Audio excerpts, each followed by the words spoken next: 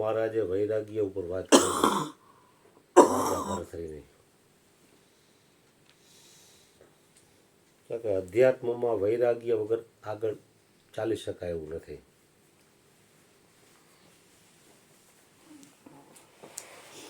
વૈરાગ તોરે લાગ્યો ગુરુ તારી વાતડીએ, હાલો મારા હરિજનની આટડીએ. હગાવાલાઓની આટડીઓ કે બંગલામાં વૈરાગ્ય નહીં લાગે. વિષયો મજબૂત થશે. ગુરુની વાતે વૈરાગ લાગે.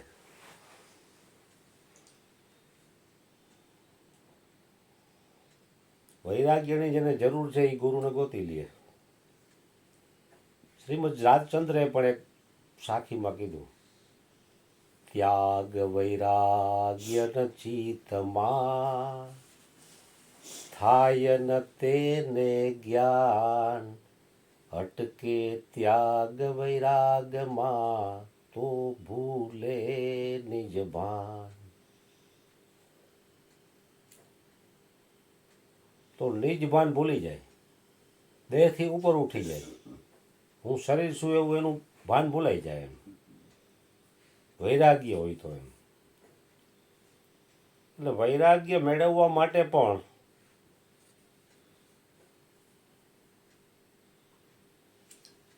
હરિની હાટડીએ મારે કાયમનું હટાણું, જોયું નહીં મેં તો ટાણું કે કટાણું. મારા ગુરુજીની હાટડીએ મારે કાયમનું હટાણું. મારા ગુરુજીની હાટડીએ મારે કાયમનું હટાણું.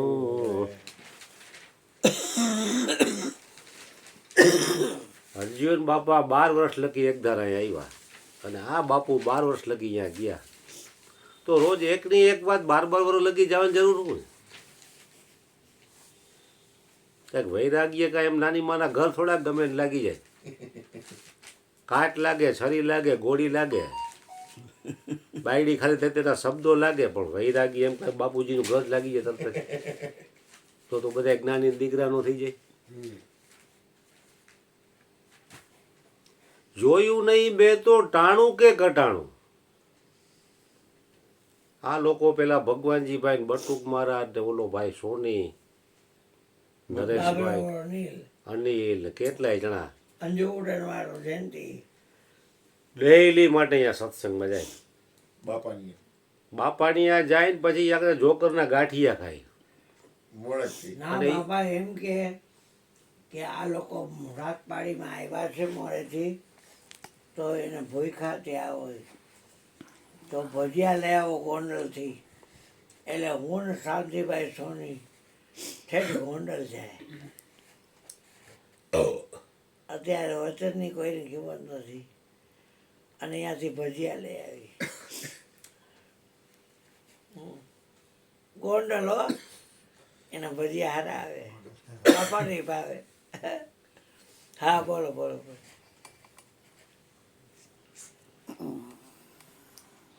તો રાતના ગાંઠિયા ખાઈને પછી વાતું તો સત્સંગમાં બાપાએ શું કીધું એના ઉપર ચર્ચાઓ હાલતી હોય.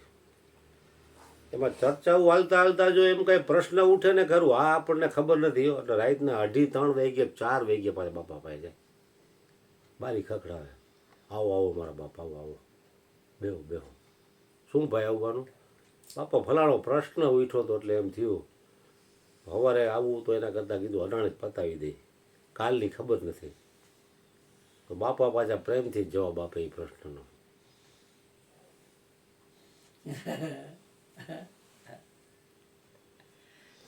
તો કેટલી બધી ગુરુની કરુણા દ્રષ્ટિ કહેવાય એમ. વૈરાગ્ય 3 બાબતે લાગે. કઈ 3 બાબત?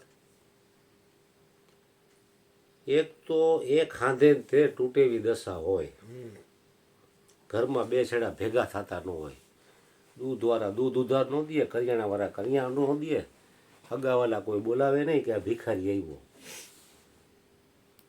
એટલે ઓલાને એમ થઈ જાય કે આ સંસાર છે કોઈ, આના કરતાં જ ભાગી જાઉં જંગલમાં, તપ કરું. જંગલમાં વયો જાય ને એમાં જો ભગવાનના માર્ગે હાલે ને ભગવાનની કરુણા કૃપા થાય તો કોઈ એવા ભક્તો પડી જાય ને મંડે પૈસા દેવા કે બાપુ તો હારા ચમત્કારિક છો, મેં આની માનતા માંડીને મારું કામ થઈ ગયું. તો આર્થિક પ્રોબ્લેમથી ને એ ભાગ્યો હતો. હવે આર્થિક પ્રોબ્લેમની આ ધનના ઢગલા મીઠા થવા પછી હવે તો પૈસા આવી ગયા, હવે હું જંગલમાં પડ્યો. હવે બાયડીમાં જલસા કરીને ભોગવીને જલસા ન કરી એટલે પાછો ગયો સંસારમાં.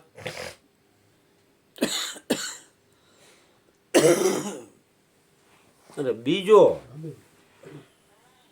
એવી કોઈ અસાધ્ય બીમારી આવે કે ડોક્ટરો એમ કહી દે કે ભાઈ હવે આ મહિનાદીના મહેમાન છે, હવે તમે એની સેવા કરી લો.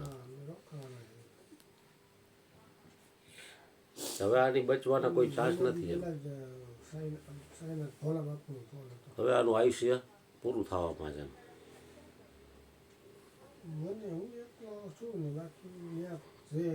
એસ્ટ્રો સોસાયટીમાં અમારા જ એક પટેલ હતા, 3 ભાઈઓ, અબજોની મિલ્ક હતો, આજથી 40 વર્ષ પહેલાં. ફાંકી ખાવી વાત ચાલુ એટલે કાલિયા ફોન બંધ કરી દે ભાઈ, હાલ નકલ લાકડી લઉં છું. સોસાયટીમાં અમારા જ એક પટેલ બની ગયેલી ઘટના છે સત્ય. 3 ભાઈઓ, એ સોસાયટી આખું ખેતર જેનું હતું એના બાપ દાદાઓનું, 300 વર્ષના બંગલા. હવે એમાં એક ભાઈને કેન્સર થયું, દારૂ ને એવું પીતો, પૈસો હતો એટલે, અને પાછા રૂપિયા જાજા હતા એટલે અંદરો અંદર કોર્ટે ચડ્યા ભાગ હાટું. બેનું એ કેસ ઠોઈકા, છોકરીઓ ઠોઈકા. મિલકત જાજી એટલે શું થાય? મનોહરસિંહજીના પિતા શ્રી પ્રદ્યુમનસિંહજીનો જે વારસો હતો એમાં અત્યારે કેસ ચાલે છે. ઓછામાં ઓછી 150 કબજની મિલકત છે.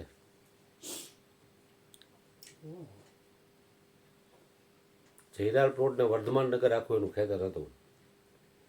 નાનપણમાં અમે ભણવા જતા ને ત્યારે અમે હાલીને જતા ને ચડિયું પહેરીને, તો એમાં ડુંડી તોડતા ઘઉંને પેન્ટમાં ચડાવી એટલે ખંજોર આવે. એવી બુદ્ધિ હતી ત્યારે બચપણમાં.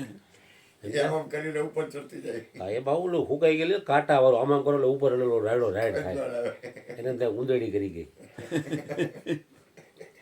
ત્યારે એ મકાવાડી કહેવાતું. અને અત્યારે આ નવું બન્યું ને વર્ધમાન નગર, રામોશ્યામ ગોલાની પાછળનો ભાગ. તો આ ભાઈનો કેસે હાલતો હતો, ટેન્શન એ હતું ને એમાં એ ભાઈને કેન્સર આવ્યું. ડૉક્ટર કહે ભાઈ હવે આમાં કાંઈ થાય એવું નથી. ઓપરેશન કર્યું, શેક દીધા, વાળ બાળ ઉતરી ગયા અને ભાઈને ઊંઘ હોય તો બધું થઈ ગયું. એક પ્રેમજીભાઈ કરીને ને આસારામ બાપુના અનન્ય શિષ્ય, રાજકોટનો આશ્રમ ઊભો કરવામાં એ મેઇન, એને હગા થયા. ઓલા ભાઈ કે પ્રેમજીભાઈને કહો ને આસારામ બાપુ પાસે લઈ જાય. કદાચ ડૂબતો માણા તૈણું પકડે. પ્રેમજીભાઈને કીધું કે ભાઈ આ રીતે આપ જે બાપુને મળવું હોય તો ફોન દ્વારા તપાસ કરી. તો બાપુ ઠેઠ એમપીમાં રતલામના આશ્રમમાં સત્સંગ હતો અઠવાડિયાનો. એ કે અહીંયા મળે તમને. બાપુ એને ફોનમાં વાત કરી કે આ રીતે આમ છે, તો અમે આવી. તો બાપુ કે આવો. તો આ લોકો ગાડી લઈને ગયા અહીંથી, 4 વ્હીલ, 4-5 જણા અહીંયા ઉતરાયા. સત્સંગ પૂરો થયો એટલે બાપુની કુટીરમાં એકાદમાં મળવા ગયા કે આ ભાઈ કેન્સર છે, ગળાનું ઓપરેશન થઈ ગયું, શેકમાં રિએક્શન આવ્યું છે, કાંઈ ખાઈ નથી શકતો, ડૉક્ટરે 1 મહિનાનો ટાઈમ આપ્યો. તો આનું શું કરવું? બાપુ કે રાજકોટથી આવો ને? તો કે હા. તો કે રાજકોટના આશ્રમમાં તમે રોકાઓ. ઉનાળાનો સમય હતો, ત્યાં આંબાની કેરી હોતી હતી. એ કે ઝાડ ઉપરથી પાકા ફળ ઉતારવા, મધ ખાવું, દહીં, દૂધ અને મધ, તુલસીના પાન, અને રોજ ગુગળ સુખડ કપૂરનો ધૂપ કરવું. ઘી, ગુગળ, સુખડ ને કપૂર. એ કે અને મૌન મંદિરમાં બધી વ્યવસ્થા કરી દો. સવાર બપોર સાંજ ત્રિકાળ સંધ્યા એટલે પ્રાણાયામ કરે. અને ફળ છે ને એ જેને ગુરુ માનતા હોય, મને માને તોય વાંધો નથી, બીજાને માને એના ઘરેથી ફોટો લેવો તો મને વાંધો નથી. તો કે નાના બાપજુ તમને ત્યાં એ 2-3 કેરીના ફળ ધરવાના, રોટલી નહીં ખાવાની. એ કે આ રીતે તમે કરો, ગુરુ મહારાજની કૃપા હશે તો સારું થઈ જશે. તો આ ભાઈ કે બાપુ જો મને સારું થઈ જાય, નવું જીવતદાન તમે આપો ને, તો આ જીવન હું આ આશ્રમને સમર્પિત કરી દઉં છું, અને હું અહીંયા જ સેવા કરીશ, અને થાય એટલો ભજન સત્સંગ કરીશ. એટલે ઓલા ભાઈને એમ થયું આપણે તો હવે મરવાના છીએ, તો આટલું બાપુ કરતા હોય તો આપણે થોડુંક ધ્યાન આપવું છે ને. આશ્રમ ત્યારે નવો હોવો જ બહેનો હતો, 1991-92. આ ભાઈ 95-96 ગયા હતા અહીંયા. 96 એટલે આજ 30 વર્ષ થઈ ગયા ને. એટલે આ ભાઈએ તો ધીરે ધીરે ચાલુ કર્યું રીતે. ધૂપ કરે, એક તો વાતાવરણ શુદ્ધ, તાજી ઝાડની પાકેલી કેરી ખાય, ટેન્શન વયું ગયું, કોર્ટના કેસને આંતે અંદર ઘરમાં કંકાસ હતો એ. અને ગાયોની સેવા કરે, ગાયોનું દૂધ પીએ, ગાયોના પોદરા ઉપાડે. કારણ કે ગાયોને તમે હાથ ફેરવો ને તો એનામાં એટલી તાકાત છે ને કે તમારા રોગો મટાડી દે. અને એના છાણા થાપે. અને ચોખ્ખું ગાયનું દૂધ 3 ટાઈમ પીએ, મોરે મોરું. તો મહિનો દી થયો તો ભાઈને વગર દવાએ માંડી શક્તિ આવવા અંદરથી. માથાના વાળ વેગે તો મીંડા આવવા, કે પકડવો પડે તો હાલી શકતો, એવી દશા હતી. 2 મહિના રહ્યો તો ભાઈ આમ થઈ ગયો, તમને એમ લાગે આને કેન્સર જ નથી. લોહી બોય ભરવા માંડ્યું, ટેન્શન મુક્ત થઈ ગયો, ઊંઘ આવવા માંડી, અને 24 કલાક ભજન સત્સંગના જ વિચારો, બીજા વિચારો જ નહીં. દેહાદ્યાસથી ઉપર મીંડો ઉઠવાય, આવી એની સ્થિતિ થઈ ગઈ એમ. એટલે ઘરનાઓને એમ થયું જાય તો ખરા બાપુના આશ્રમે. 4 વ્હીલ લઈને ગયા, એની બાયડી, છોકરા, દીકરી જમાઈને, કે તમને તો બાપુજી સારું થઈ ગયું, હવે તમે ઘરે આવતા રહ્યો. તો કે ના, મેં બાપુને વચન આપ્યું છે કે હું જો સારું થઈ જશે તંદુરસ્ત શરીર, તો આ જીવન જેટલા વર્ષ પરમાત્મા મને શ્વાસ લેવા દેશે એટલા વર્ષ હું આશ્રમને સમર્પિત, અહીંયા હું થાય એટલી સેવા કરીશ અને ભજન કરીશ. તમે કયો અહીંયા સાઈન કરી દો, મારે તમારું કાંઈ જોતું નથી, તમે લોકો ભાગ પાડી લેજો, પણ મારો પીછો છોડો. તો આ લોકો પહેલાં 15 દીએ મળવા આવતા, પછી અઠવાડિયે, પછી 3 દીએ, 4 દીએ, ધીરે ધીરે રોજે રોજ મળવા આવવા માંડ્યા.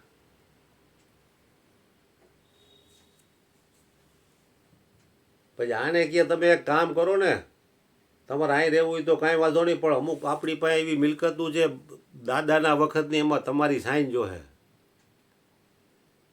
અને એ કાગળિયા બેંકોમાં ઓલા રજિસ્ટર ઓફિસોમાં પડ્યા, અહીંયા તમારે જવું પડશે, એની સાઈનું થાય, પછી તો એ જમીનું વેચાશે.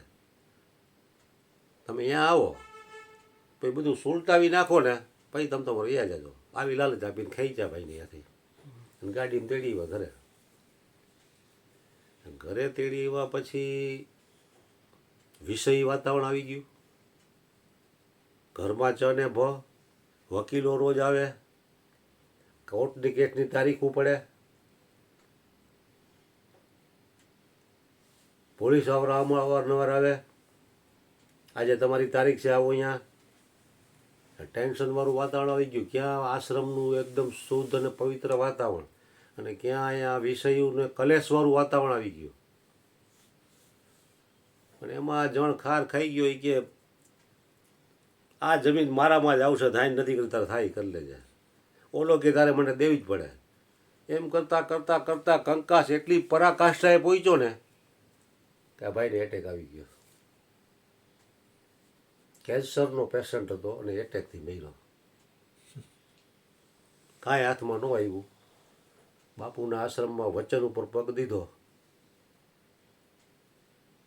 ગુરુના વચન ઉપર પગ દીધોનું પરિણામ.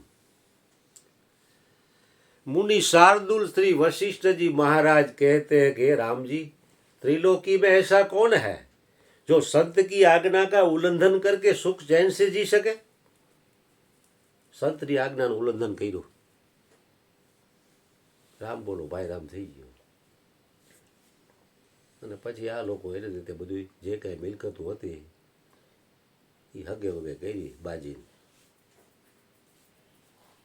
એટલે વૈરાગ્ય 3 પ્રકારે આવે. એક પરિસ્થિતિ કળેરાટ હોય, ભાગી જાય અને બાપુ બાપુ થવા પડે ને માલ આવી જાય એટલે પાછો બાયડી ભેગો વિયો જાય. કારણ કે પૈસાનો તાન ભાગ્યો હતો ને. એક શરીરમાં અસાધ્ય રોગ આવે અને આના જેવું થાય. એ વૈરાગ્ય તો આવ્યો પણ પાછો મર્યો તો સંસારમાં જ ને, કમોતે જ મર્યો ને. અકાલ મૃત્યુ થઈ ને કાયદેસરનું મૃત્યુ ન થયું.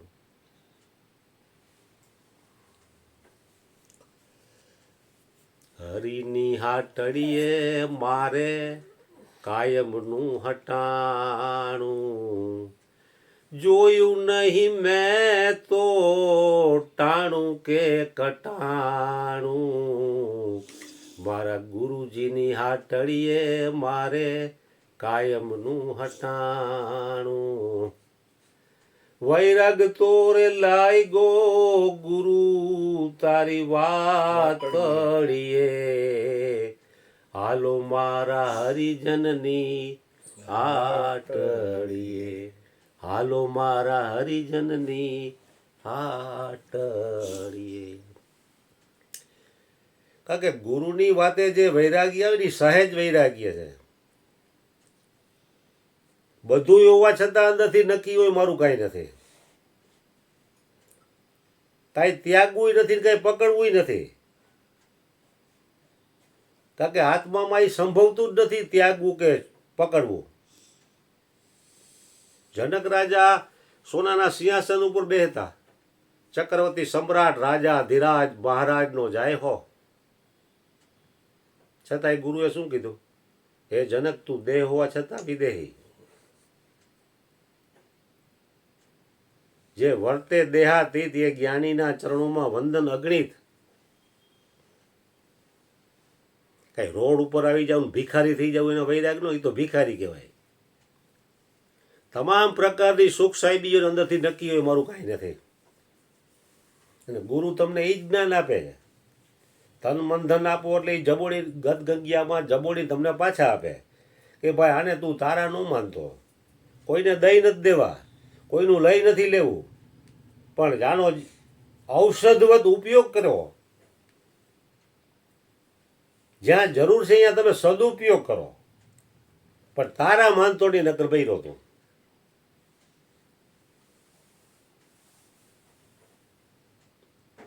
કારણ કે પોતાના માને છે ને અહીંયા જ બંધન થાય છે.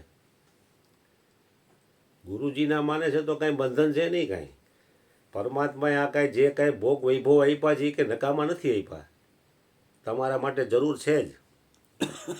કેટલી બધી ચીજો પરમાત્માએ બનાવી છે. ઋતુએ ઋતુના ફળ, ઋતુએ ઋતુના ફૂલ, શાક, કઠોળ, એ બધું પરમાત્મા માટે જ બનાવ્યું છે. કાંઈ બળદિયા માટે ગધડા માટે નથી બનાવ્યું. પણ એનો તમે સદુપયોગ કરો. प्राप्त वस्तुओं का सदुपयोग से कल्याण हो जाता है, पर प्राप्त वस्तुનો જો દુરુપયોગ કર્યો તો બંધન થશે.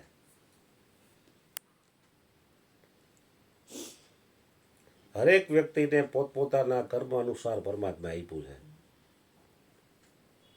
તો જે વ્યક્તિ જે દેશમાં હોય, જે જ્ઞાતિમાં હોય, ધનવાન હોય કે નિર્ધન હોય, ઝૂંપડામાં રહેતી હોય મહેલમાં હોય, પણ એને પરમાત્માએ જે કાંઈ આપ્યું છે એનો સદુપયોગ કરે તો વ્યક્તિ હરેક પોતાનું કલ્યાણ કરી શકે એમ છે. અત્યારે કળી કાળમાં પણ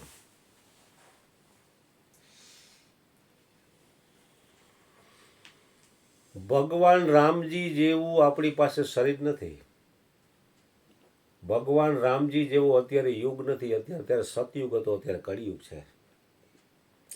ભગવાન રામજી જેવું આપણી પાસે રાજ્ય પણ નથી અયોધ્યાનું. આપણે ઓયડીમાં રહેતા હોય, ભાડે રહેતા હોય.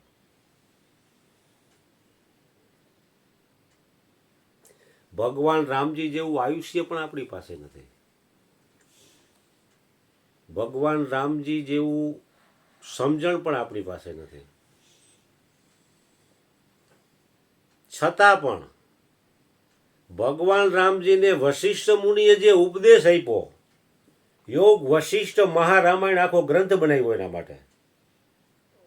ભગવાન રામનું શરીર અત્યારે નથી, વશિષ્ઠ મુનિનું શરીર નથી, અત્યારે સતયુગ નથી, એટલું આયુષ્ય પણ આપણું નથી. છતાં પણ हमारा एक प्लस पॉइंट है कि योग वशिष्ठ महारामायण का ग्रंथ हमारे पास है. इंसान चाहे तो आज भी कल्याण कर सकता है.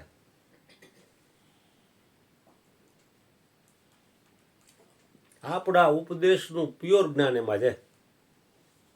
યોગ વશિષ્ઠ મહારામાયણ કીધું એને. કોરોનાના સમયમાં 800 પાનાનું મેં વાંચ્યું. દિવસના કલાક બબે કલાક વાંચવાનું, રાતે સત્સંગમાં આવતું. લઈ આવ્યો તો 10 વર્ષ પહેલાનું. ગીતા પ્રેસ ગોરખપુરથી 400 રૂપિયાનો ગ્રંથ 150 રૂપિયામાં ડિસ્કાઉન્ટ. તો ઘરના મને કહે આવડા મોટા જાડા ગ્રંથ તમે કેદી વાંચી લો, ખોટા ચોપડે, તને ખબર ન પડે, તારે વાંચવું હોય કે મારે વાંચવું હોય. પછી પેલા 2-4-5 પાના વાંચું, વળી 15 દી વ્યૂ, વળી મહિનો દી વ્યૂ જાય. એમાં પરમાત્માની કરુણા વરુણા થઈ ગઈ. કોરોના આવ્યો, કામ થઈ ગયું ભાઈ, કામ થઈ ગયું. કીધું હવે યોગ વશિષ્ઠ રામાયણ પૂરું કરું. તો દિવસના રોજ 4-5 કલાકનો ટાઈમ મળે, કટકે. અને કોરોનાના ટાઈમમાં રાતે સત્સંગમાં આવતો.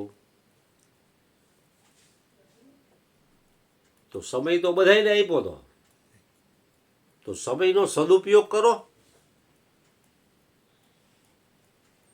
प्राप्त वस्तुओं का सदुपयोग से तुम्हारा कल्याण हो सकता है, और प्राप्त वस्तुओं से तुम दुरुपयोग करते हो तो तुम पतन की ओर चले जाते हो.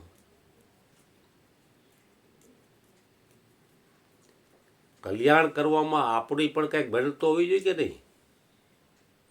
કંઈ ગુરુ જ બધું તમને ન કરી દે. ગુરુ તો એક માર્ગ બતાવે કે ભાઈ આમાં તારું ઉત્થાન છે ને આમાં તારું પતન છે. કઈ જગ્યાએ હાલવું એમાં તો હરેક વ્યક્તિ સ્વતંત્ર છે.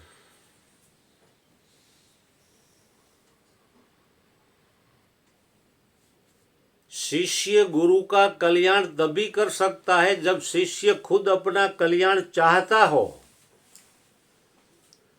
जब शिष्य ही अपना कल्याण न चाहता हो तो चाहे कितने भी गुरु बदल डालो, तुम्हारा कल्याण होने वाला नहीं. क्या કે કલ્યાણ કરવામાં પોતાનો પુરુષાર્થ જોશે. એમનું કલ્યાણ નહીં થઈ જાય. કારણ કે મહાપુરુષોના જીવન ચરિત્ર તમે જુઓ, એને કેટલી પ્રતિકૂળ પરિસ્થિતિમાંથી પાસ થયા છે, છતાં એ ડૈગા નથી. એમ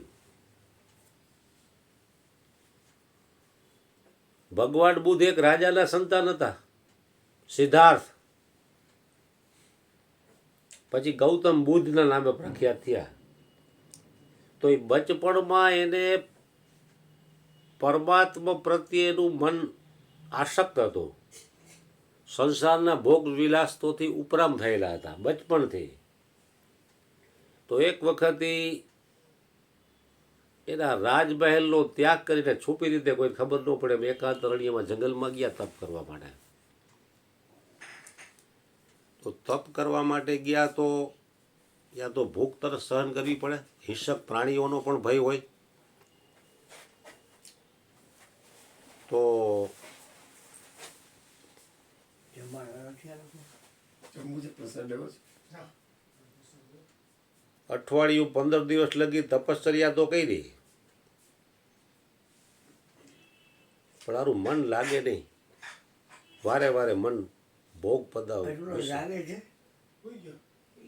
ભોગમાન વિષયો તરફ જાય. એટલે એને મને દગો દીધો કે હાલ આ કદાચ ઘરે ગયો જાઉં. ઘરે રાજમહેલમાં તમામ પ્રકારના 56 ભોગ ખાઈને ભજન કરીશ. તો આવો વિચાર જ્યાં આવ્યો ને, ત્યાં એક ઝાડ ઉપર એક કરોડિયો આમ ઉપર ચડતો હતો. એમાં પવનનું જોકું લાગે એટલે હેઠો પડે. હવે એનું ધ્યાન ગયું ભગવાન બુદ્ધનું. ત્યાં સિદ્ધાર્થનું, ત્યાં તો બચપનની ઉંમર. તો વરી પાછો પડ્યો ને તો પાછી એને કોશિશ કરી, અને વરી પવનનું જોકું આવ્યું ને પડ્યું. આવું 7 વખત થયું.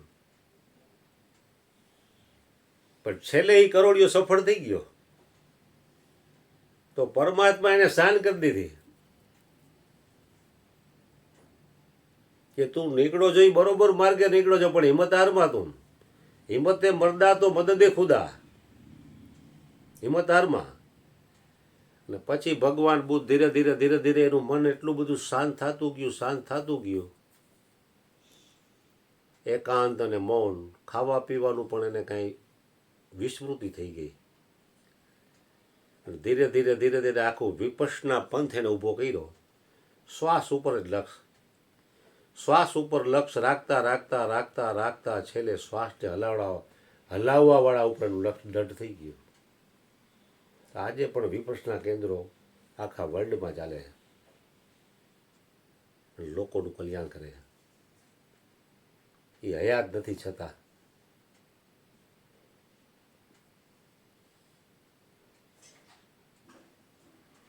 तो कौन सा उगदा है जो हो नहीं सकता, छोटा सा कीड़ा पत्थर में घर करे और इंसान होकर दिलबर में घर न करे. એટલે મનુષ્ય ધારે તો પોતાનું કલ્યાણ કરી અને અનેક લોકોનું કલ્યાણ કરવામાં નિમિત્ત બની શકે છે. પણ પહેલાં ખુદે પોતાનું કલ્યાણ કરવું પડશે. પોતાનું કલ્યાણ થયા પછી સહેજે સહેજે બીજાનું કલ્યાણ કરવાનું સામર્થ્ય એનામાં પ્રગટ થઈ જાય છે.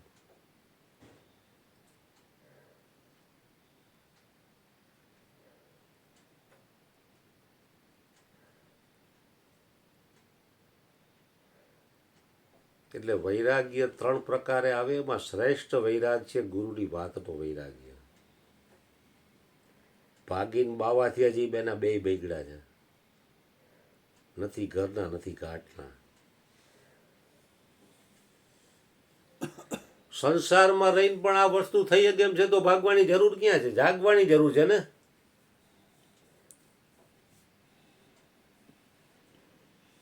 ભાગો મત જાગો. जो जागत है सो पावत है, जो सोवत है सो खोवत है.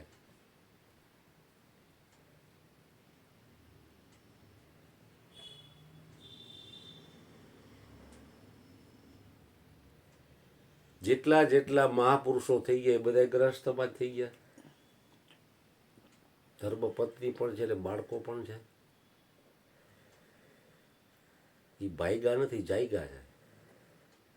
તો એ મહાપુરુષો આપણને શાન કરે છે કે તમે જ્યાં છો ત્યાં જાગો. ભાગવાની ક્યાંય જરૂર નથી. કોઈ પણ વ્યક્તિ અમીર હોય ચાહે ગરીબ હોય, ઉચ્ચ વર્ણ હોય યા નીચ વર્ણ હોય, જે વ્યક્તિ જ્યાં છે ત્યાંથી ઉપર નથી ઉઠતો એ બીજે ક્યાંયથી નહીં ઉઠી શકે. કે તમારા માટે જરૂરી શું છે એ પરમાત્માને કે હરિગુરુ સંતોને ખબર છે કે આને કઈ પ્રકારની કઠિનાઈઓ આપીને ઉપર ઉઠાવવો અને કઈ પ્રકારની સગવડતાઓ આપીને આને સ્થિર કરવો એને આપણા કરતાં વિશેષ જાણે છે. કારણ કે એ દ્રષ્ટા છે. બાળકને ખબર ન હોય એના માતા પિતા જેટલી. બાળક તો આગનો ભડકો જોઈને લલચાઈ જાય અહીંયા, પણ મા તરત ખેંચી લે ને, એને ખબર છે કે આનું પરિણામ શું આવે એ.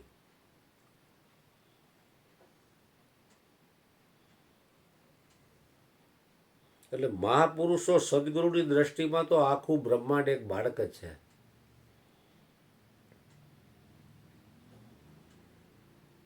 બાળક હોકર બંદગી કરી લે તો સદગુરુ ચરણમાં સ્થાન મળે તો તારા આવાગમનના ફેરા ટળી જાય. એટલે આ બાળક બનીને નિર્દોષ થઈને આ વસ્તુ પ્રાપ્ત થઈ શકે એવું છે. બાપ થઈને તેથી કોઈને મળ્યું આ કારણ કે પરમાત્માનો અખૂટ ખજાનો બાળક થઈને જ પ્રાપ્ત કરવો પડશે. એટલે સદગુરુ મહારાજને આપણે હૃદયથી પ્રાર્થના કરીએ કે અમે પણ તમારા ચરણોના બાલક જ છીએ. આવો ને આવો અમારામાં બાલક ભાવ અને નિર્દોષ ભાવ રહે એવી તમે અમારી ઉપર કરુણા વરુણા કરો. સતગુરુ મહારાજને જય. બાપા 4 વાણીને 4